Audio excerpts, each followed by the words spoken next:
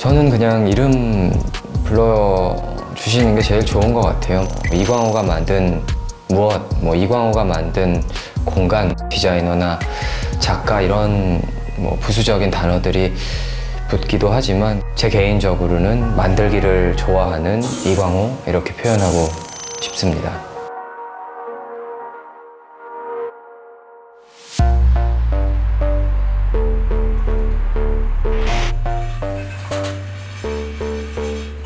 주로 익숙한 재료를 다루면서 오는 새로움, 익숙한 것들이 주는 어떤 변화 이런 것들에 조금 흥미를 갖게 된 것 같아요. 그래서 재료 상가를 다니면서 항상 봐왔던 재료지만 어떤 순간에는 이 재료가 가진 특별함이라든지 이 재료가 가진 가능성들을 보게 될 때가 있거든요. 대부분 재료들이 그런 것들을 갖고 있는 것 같아요. 이제 다루기 전에 상상만으로 어떤 이런 작업 방식이 가장 어울릴까 아니면 이런 형태가 어울릴까 그래서 재료를 선정하고 그다음 그 재료가 가장 돋보일 수 있는 형태 그다음 색상 이런 것들을 추후에 찾게 되는 시기인 것 같아요.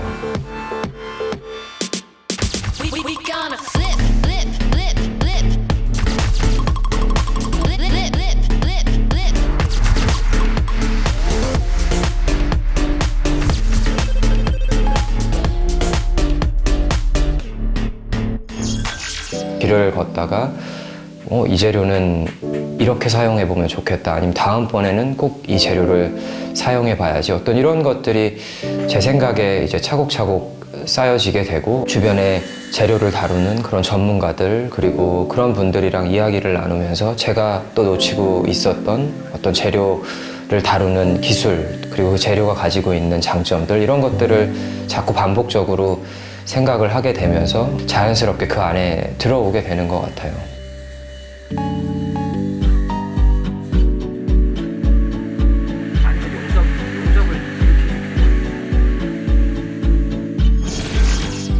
사람들이랑 이야기를 하고 가족들이랑 또 이야기를 하고 또 친구들이랑 다양한 이야기를 하면서 제 작업에 대한 확신이라든지 어떤 재료에 대한 탐구 이런 부분들이 조금 더 자연스럽지만 특별한 어떤 그런 과정을 거치게 되는 것 같아요.